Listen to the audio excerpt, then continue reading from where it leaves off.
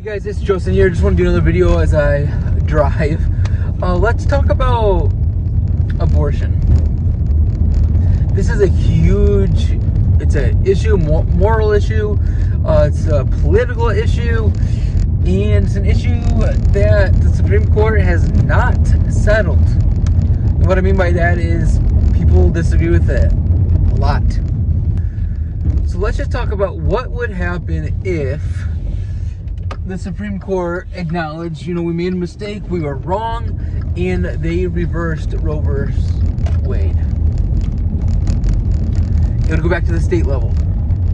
It doesn't mean that abortion ends, unfortunately. It just means it goes back to the state level. Is that good news? Is it bad news? I bring this up just to say I want to talk about Jo Jorgensen. She's a Libertarian candidate who it seems to have very awesome viewpoints on almost everything else. Abortion is one of the things I'm like, come on. She gets this wrong. She yes, says personally she's against it, but politically she wouldn't do anything about it. At the same time, I don't know how much influence a president has, or maybe not influence, but how do they control it? It needs to go to the Supreme Court at this point. Now, what Jo Jorgensen does have going for her is that she does want to defund Planned Parenthood. And the reason why she can be consistent with this is because she doesn't want to have any taxpayer dollars going pretty much anywhere. Because libertarians as a whole believe that taxation is theft. And we shouldn't be, bailing out these companies. It should be, let's leave it up to the free market.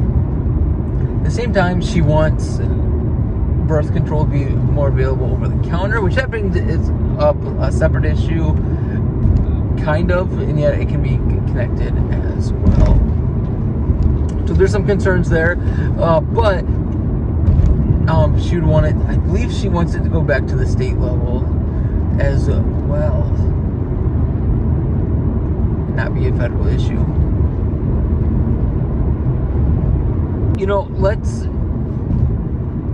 It does, for a while I was saying, it seems like it's just another tactic, another way to attack Planned Parenthood or the abortion industries by defunding them.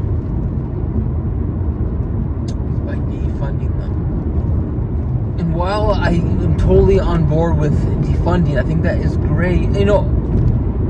What I wanted to, I guess, share with you here is, could it be possible for a gospel-believing believer to support somebody like Jo Jorgensen, who's saying, we want this liberty, we want to enjoy the liberty that our nation's founding fathers died for.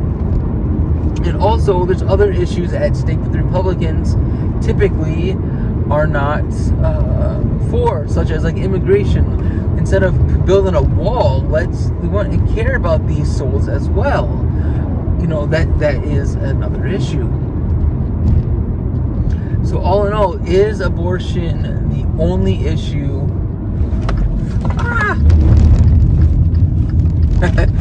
Is abortion the only issue?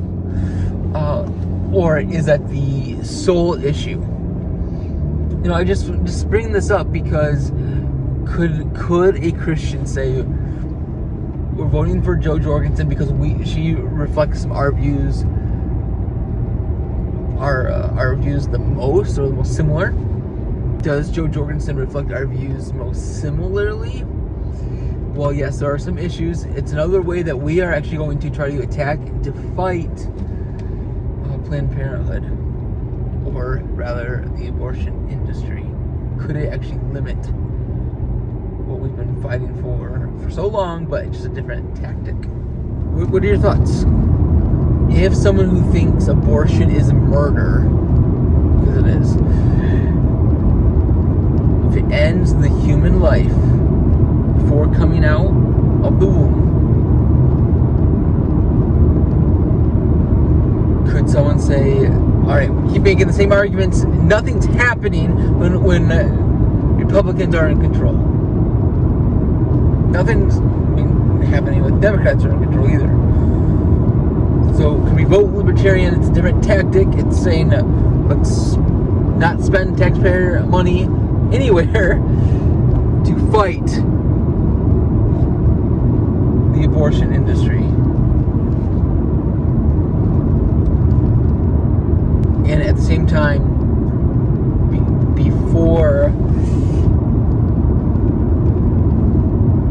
other liberties that we should be for, because of what our nation is for, and maybe you can even argue biblically.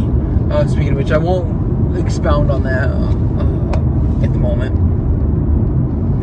Just bringing up some questions. I have some hesitancy right now, actually, with Jo Jorgensen because of this issue. But I'm just saying that these were thoughts that I have had.